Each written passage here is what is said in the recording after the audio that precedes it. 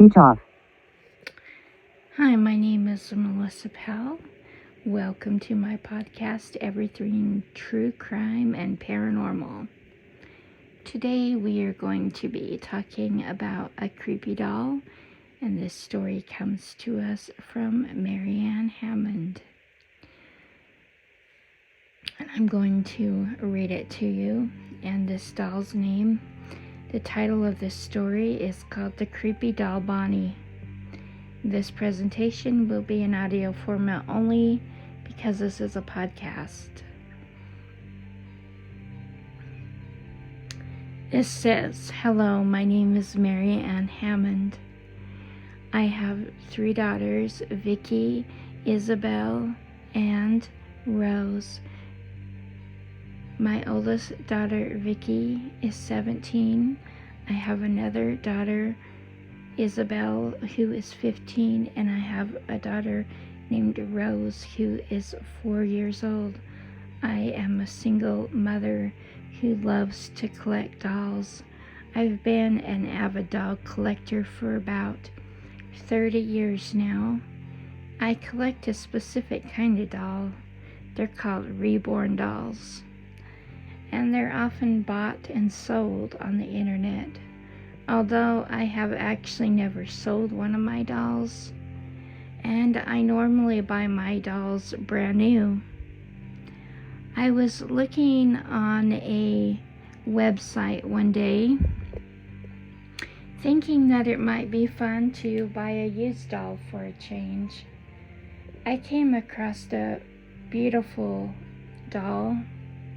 She had blue eyes and blonde hair and the most beautiful smile I had ever seen. She looked like she was a little dirty, like she had been in an attic or something. Her clothes were a little bit dirty, and so was her hair.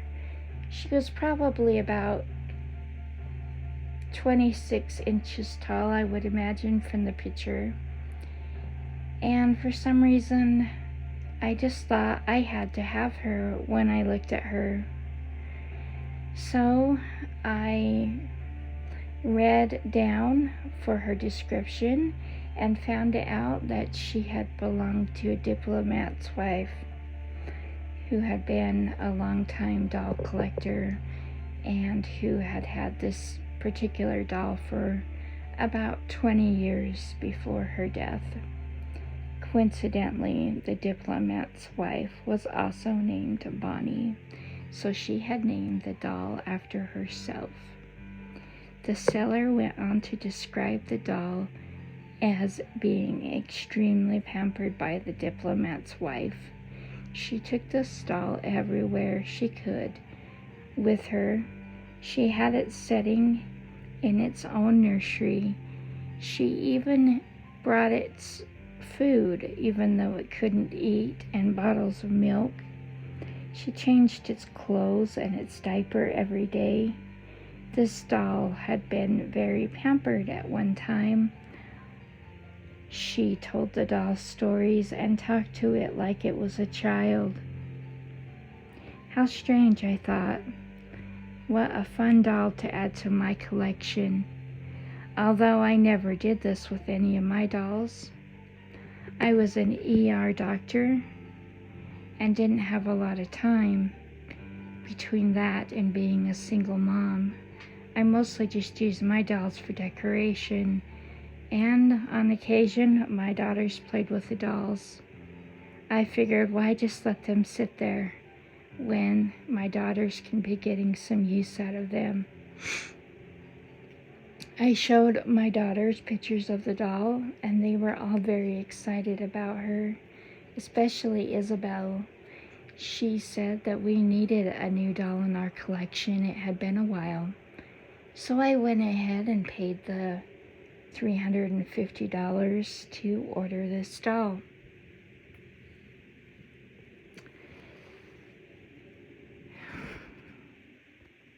The week before the doll arrived, we had to get the room ready. I had about 50 dolls in one room, and there just wasn't really enough room to put this doll.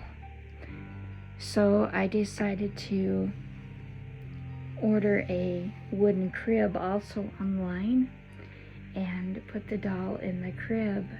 I decided that I would put the doll in my daughter Isabel's room since she seemed to love the picture of the doll the best.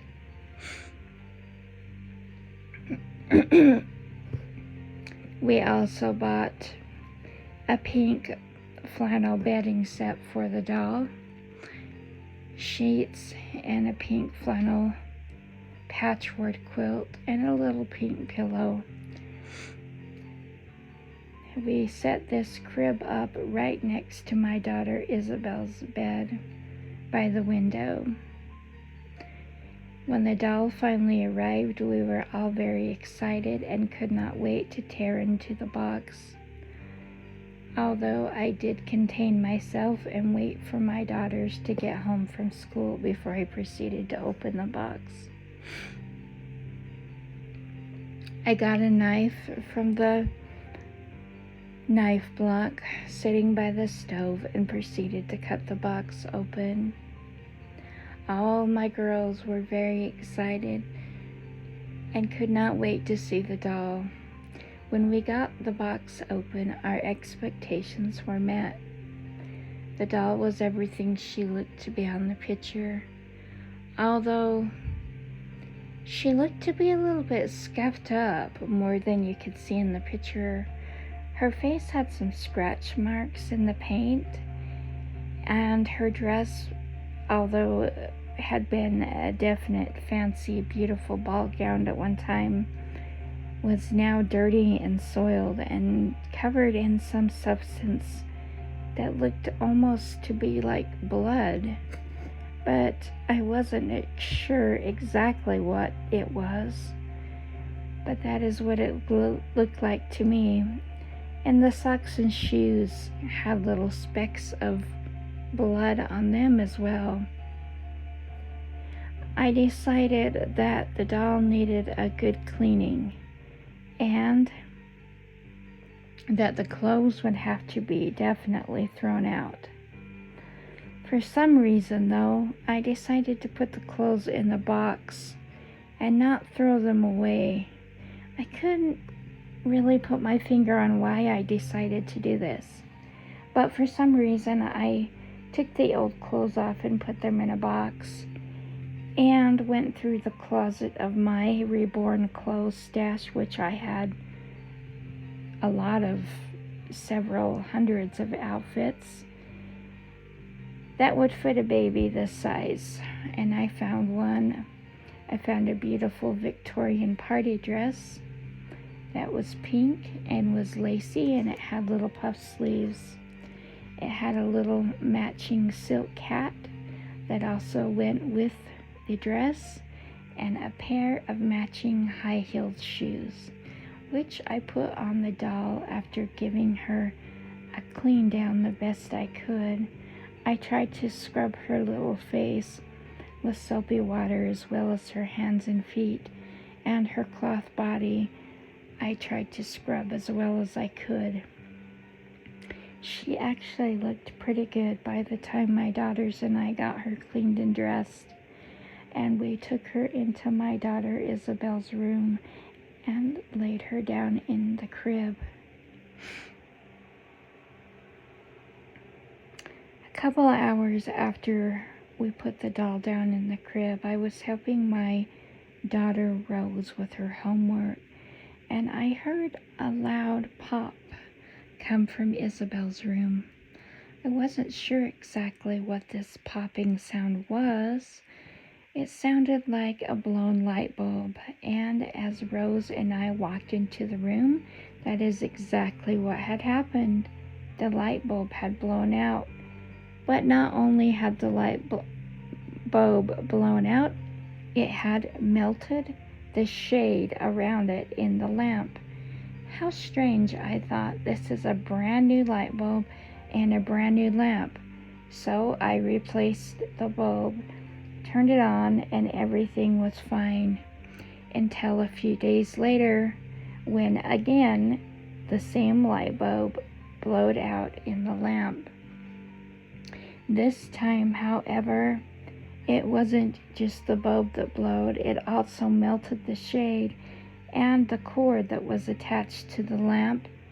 It was a good thing we were home because sparks were also coming out of the plug. I immediately unplugged the lamp and the fire went out. The next day I called the electrician in to come and look at the wiring in the house and especially that particular electrical outlet. He said that there was no problem with the wiring in the house and that somehow the lamp must have shorted out. But he wasn't sure how that could be since it was a brand new lamp and there did not appear to be anything wrong with it. I bought another night light and put in the room. It was a different kind of a lamp and it was fine for about a month, and then the same thing happened. The bulb blew out and sparks started coming out of the plug. I decided we best not use that plug from now on.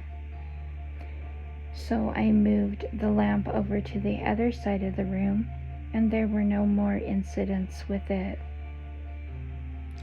About 2 months after we got the doll, Isabel started complaining that she was having really bad headaches at night and having a hard time getting to sleep. She said that she also felt extremely nauseous during the night, like she was sick all the time, but when she would get up and go to school, she would be fine. But then when she would come home, she would start feeling sick again. The dreams, she said, started with the doll climbing up onto her pillow, getting into her face, and holding a big long butcher knife to her throat in her dreams. She kept having these dreams on and off for about a month. I suggested that maybe we needed to take her to a psychiatrist. So that is what we did, although she had never had dreams or night terrors before.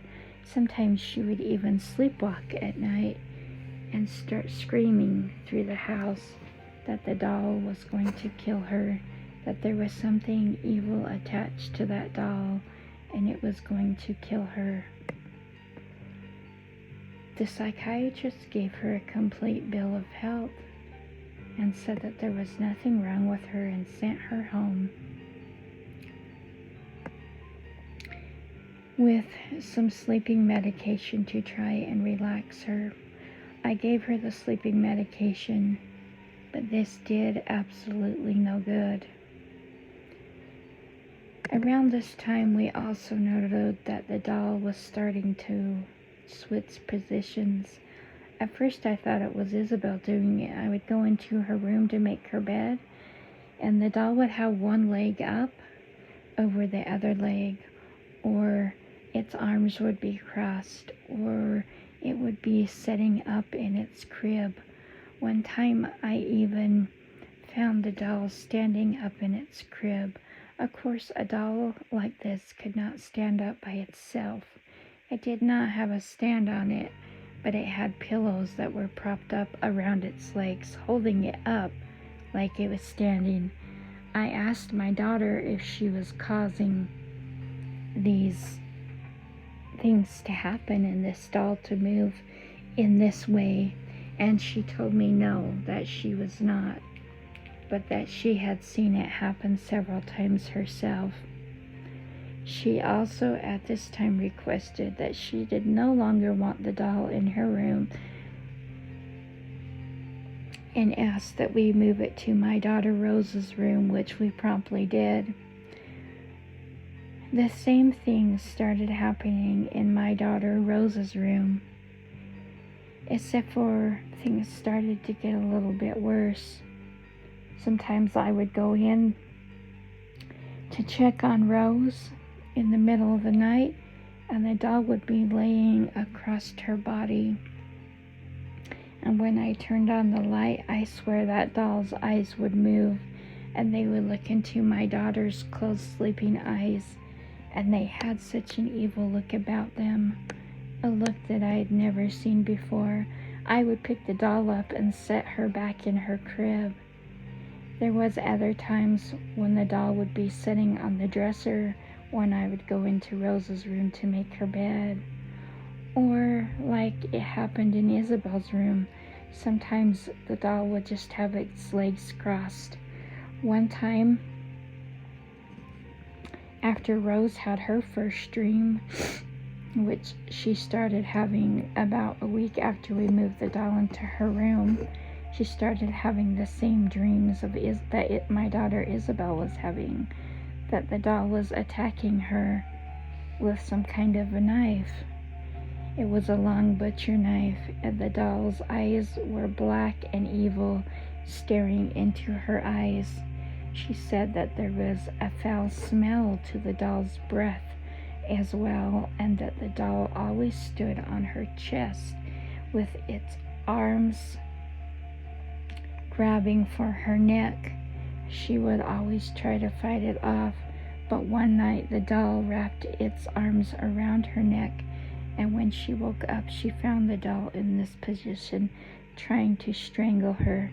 She had to literally yank the doll's arms off of her neck. A lot of times when my daughters would have these dreams, I would be at work. Because I was an emergency room physician, I worked 4 nights a week and had 3 nights off. On the nights that I worked, I had a babysitter come in who was only a couple years older than my daughter Isabel, so the children did not really feel comfortable confiding in her about what was going on with the doll. One night, the babysitter was laying on the couch watching a movie after all the children had gone to sleep. However, when she woke up to a breathing sound right in her face. She was not sure exactly what it was, but she said the smell of it was very pungent. And when she opened her eyes, she said the doll was standing on the couch right next to her. It had its fingers digging into her face with its little long fingernails. She said that it left several scratches on her face. When she went home, the scratches disappeared, but she did take a picture of them for me, and they looked like somebody had taken their nails and scratched the skin all the way from her eye down to her cheekbone on both cheeks. There was about 6 scratches on each side of the girl's face. After this happened, I had my first experience with the doll. I was actually in the shower at the time, and I heard a noise outside the shower curtain. It was a rustling, stumbling noise, like somebody was trying to get into the curtain. I thought one of my daughters needed something, so I yelled, "Grace, Isabel, Rose, are you okay? Do you need something?" I cracked the curtain open a second, and that stupid doll all of a sudden fell into the shower with me. I don't know how it got there, because my daughters all say that they were down in the basement watching TV, and I know none of them could have brought her in there with me. She landed on top of my stomach, and I was standing up, and she reached up with her arms and grabbed a hold of my neck, digging her fingernails into my neck and trying to strangle the life out of me. Her pungent breath was horrible. It smelled like rotten meat. I tried to scream for my daughters to help, help, help. I guess one of my daughters finally heard me thrashing around in the shower and kicking at the walls with my feet. Isabel and Rose both came rushing in and were able to pry the doll off of me. After this happened, my daughters told me to look in the mirror, which I did, and my face was covered in blood. I don't know how this happened, but it was. And on the mirror, there were written in blood 2 words: "Help me, help me, help me." At this time, I contacted the seller that sold me the doll. I'd had enough of her, frankly, and wanted her out of my house. She'd just been causing way too many problems, and I know that that sounds crazy, but everything was fine before she came into my house. We did not have any of these problems, and I had pictures of the doll and videos of the doll now, and the damages that she had caused to my children and me, not to mention all the things that she tore up in my house, like my daughter's clothes when they were at work or when they were at school.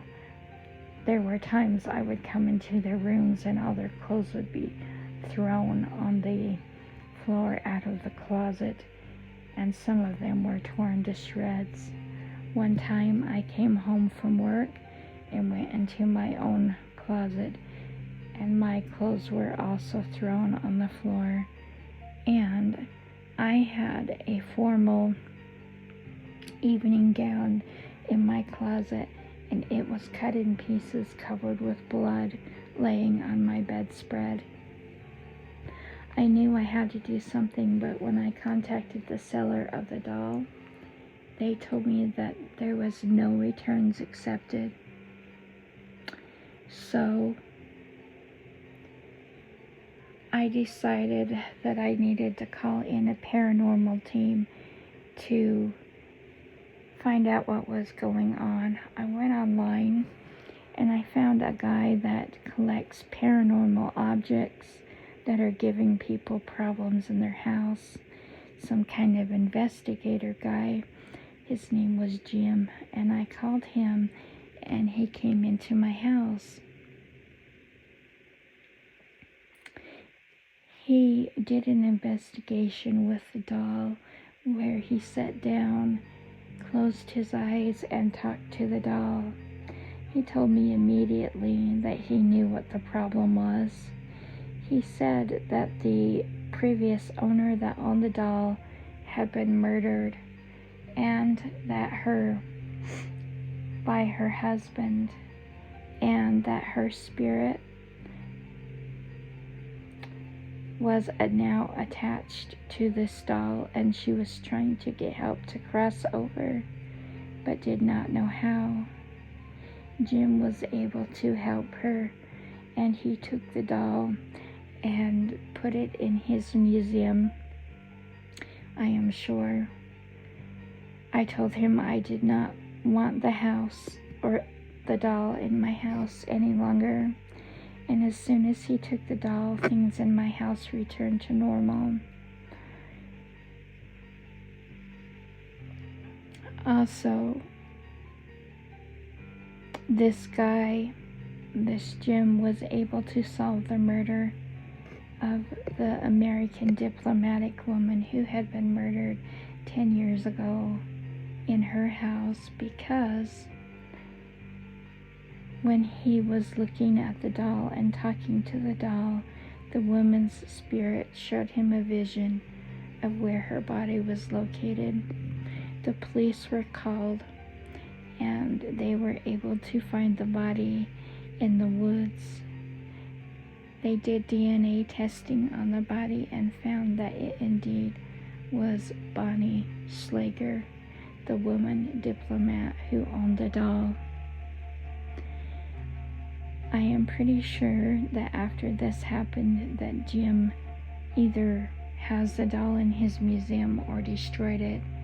Though I am not totally sure, that was necessary, considering that this story is totally fictional and I wrote it myself. So, no need to worry about the doll, the museum, or the woman because, again, this is a totally fictional story. Have a happy Halloween, everyone!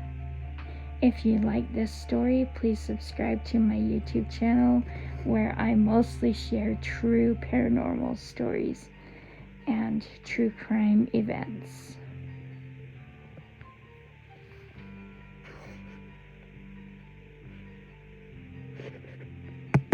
Speech on. Take picture. Take picture. 0. Take pic. Take pic. Take pic. Take pic. Stop. Zoom. Stop recording video. Button.